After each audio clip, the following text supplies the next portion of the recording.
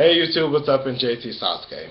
So before I get into the content of this episode, I just want to let you all know that I am very aware that the way my video looks on YouTube is very crappy. I'm actually trying to either get a new video camera or I'm trying to actually get some type of software that'll allow me to use my current video camera to the best of my ability. So with that being said, we're going to move into the content of this review, which is basically me talking about the main points of The Flash, the new CW TV series. Now, people told me that they thought that The Flash was better than Arrow. And I sat there and I caught up on the first and second season and third seasons of Arrow, and I was like, there's just no fucking way.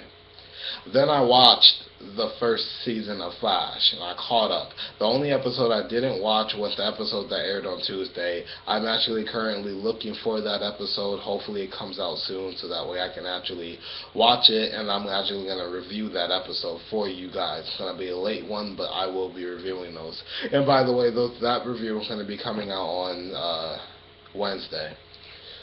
But then I watched it, and I was just like, okay, this is good. And the way I rank it, it's better than the current season of Arrow, but it's not better than the second season of Arrow. I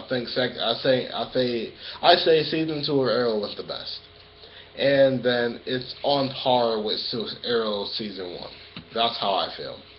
So I feel like Flash is probably going to follow the same method. The season 2 is going to be the best, and then the season 3 is going to still be good, but not as good.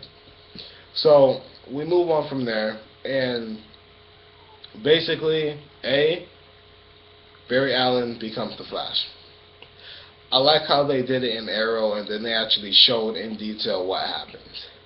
I think that the guy that plays Barry Allen is very good. It's different from the comics because Barry Allen is blonde hair, blue eyed, but I don't care about that as long as they stick with the main things about the character himself. I like the visual effects. The visual effects are beautiful, especially when it's running. Number 2, when he breaks the sound barrier. That was really awesome. What I actually want to start getting into is his villains.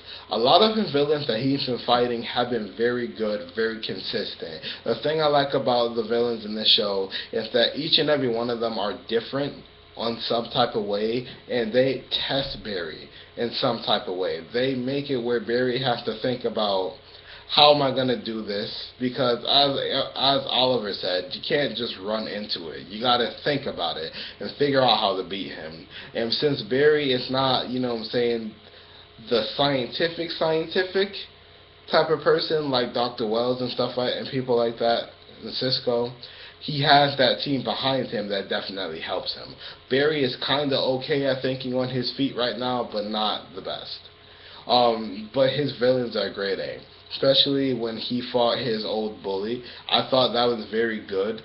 It was just a great episode, and it was very impressive how he was able to actually break the sound barrier. And yeah, it was just a good episode. The Reverse Flash. Number 3, the Reverse Flash. That, yes. I'm actually going to make a separate video sometime talking about just the Reverse Flash in general and what I was thinking beforehand. But Dr. Wells is definitely the Reverse Flash. I don't know if he is the Reverse Flash that went back in time, but most likely he is. In the comic books, there's 2 different Reverse Flashes. The one's name is Edward Thorne, and I forget the other one's name, but there's 2 different Reverse Flashes, and both of them were extremely powerful. So that's cool. I also like how they confirmed that the Speed Force is actually a thing. Another big thing that I like that a lot of people may have not gotten if you didn't read the comic books or the Justice League cartoons, was Gorilla Grodd.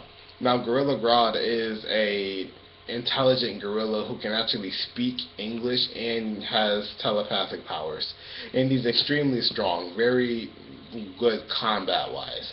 I When I seen the words Grodd on the cage, I was like, yes, I knew he was coming. I think he's going to be an antagonist for season 2. It's going to be hilarious to see a giant gorilla with telepathic powers terrorizing the city, but it's still going to make for a good, a very good feeling.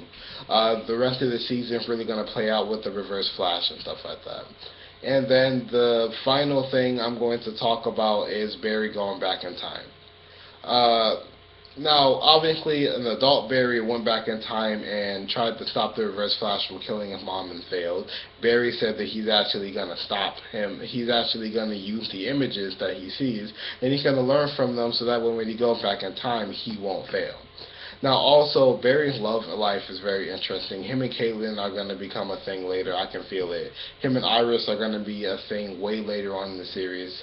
I feel bad for Iris. I think Eddie could possibly become the Reverse Flash for reasons. But I'm not going to make this video too much longer because my connection likes to mess up. So that's my catch-up review. I will talk about more things in detail in other videos. But thank you guys for watching, comment, rate, subscribe, and I'll see you guys next time. Bye.